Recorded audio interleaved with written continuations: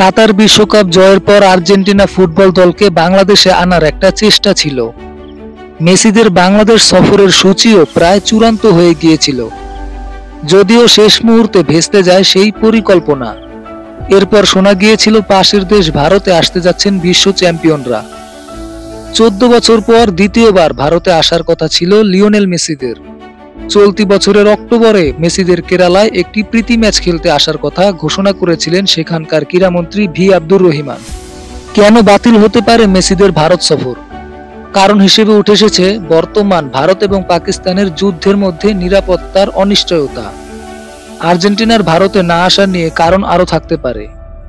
মেসিদের ভারত সফরের জন্য প্রয়োজন ন্যূনতম 100 কোটি রুপি, যা এখনো জোগাড় করাই হয়নি। কেবল তাই নয়, জানা গিয়েছে আয়োজকদের সঙ্গে চুক্তির সময়সীমাও শেষ হয়ে গিয়েছে। তারা অভিযোগ করেন আয়োজকরাও নাকি প্রয়োজনীয় আর্থিক প্রতিশ্রুতি পূরণে ব্যর্থ হয়েছে। All Kerala gold and silver merchants অ্যাসোসিয়েশনকে স্পন্সরশিপের দায়িত্ব দেওয়া হয়েছিল। তারা ওলপ্পো অ্যাপে 100 কোটি টাকা তোলার চেষ্টাও করে। এরই মধ্যে আর্জেন্টিনা দলের উপস্থিতির জন্য খরচ হিসেবে 70 কোটি টাকা বরাদ্দ হয়। তবে সংবাদ মাধ্যম সূত্রে জানা গেছে পরিকল্পনাটি সফল হয়নি। যখন পরিকল্পনাটি আকর্ষণ অর্জনে ব্যর্থ বলে মনে হয়েছিল, তখনই কেরালা সরকার স্পন্সরশিপ স্থানান্তরিত করে রিপোর্ট ব্রডকাস্টিং কোম্পানি প্রাইভেট লিমিটেডের হাতে তুলে দেয়।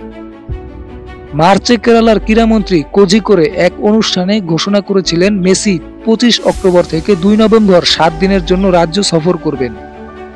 একটি প্রীতি ম্যাচ খেলার কথা ছিল তার। পাশাপাশি ভক্তদের সঙ্গে ফুটবল নিয়ে কথোপকথনের জন্য একটি সভামঞ্চে 20 মিনিট সময়ও কাটানোর কথা বলা হয়েছিল। যদিও এই মুহূর্তে মেসি সহ গোটা আর্জেন্টিনা দলের ভারত সফর নিয়ে অনিশ্চয়তা তৈরি হয়েছে।